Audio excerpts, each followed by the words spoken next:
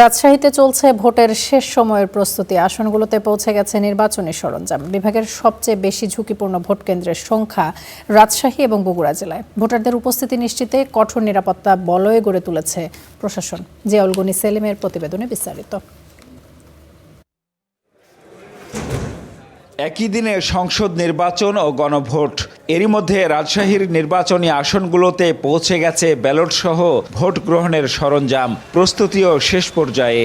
জেলার সার্বিক কার্যক্রম আমরা গুছিয়ে এনেছি এবং সম্পূর্ণ প্রস্তুত আমরা। রাজশাহীর সার্বিক পরিস্থিতি অত্যন্ত চমৎকার। এখন পর্যন্ত আসলে কোনো ধরনের আনওয়ান্টেড সিচুয়েশন হওয়ার মতো কোনো ইনগ্রেডিয়েন্টস আমরা দেখতে পাইনি। প্রত্যেকটি সহকারী রিটার্নিং অফিসারের কার্যালয়ে ব্যালট পেপার সহ নির্বাচনী সামগ্রী পৌঁছানো হয়েছে। এই প্রথম সেনাবাহিনী, নৌবাহিনী এবং বিমান বাহিনীর সদস্যদেরকেও আমরা প্রয়োজনে নির্বাচন কমিশন কাজে লাগানোর জন্য ব্যবস্থা গ্রহণ করেছে। নির্বাচন কমিশনের তথ্য বলছে, বিভাগের ৮ জেলায় ৩৯টি আসনে মোট ভোট কেন্দ্র ৫,৫০৪টি। এর মধ্যে ঝুঁকিপূর্ণ ২,৫৬০টি। বেশি ঝুঁকিপূর্ণ কেন্দ্র রাজশাহী ও বগুড়াতে।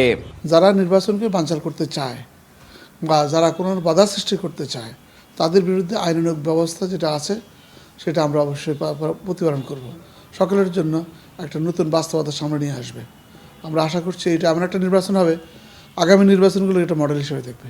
প্রশাসনের দাবি, যে কোনো অনিয়ম বা বিশৃঙ্খলা ঠেকাতে প্রস্তুত তারা। ভোটার উপস্থিতি নিশ্চিতে নেওয়া হয়েছে সব ধরনের ব্যবস্থা। আমাদের এই রাজশাহী বিভাগে 1,10,000-এরও বেশি আইনশৃঙ্খলা বাহিনীর সদস্য ডিপ্লয় হয়েছে। আমরা নিশ্চিত করেছি ভোটার যেন ভোট দিতে আসতে পারেন, তিনি কাকে ভোট দিবেন তার বিষয়। আঞ্চলিক নির্বাচন কর্মকর্তার কার্যালয়ের তথ্য মতে, রাজশাহী বিভাগে মোট ভোটার ১,63,78,৫৬১ জন।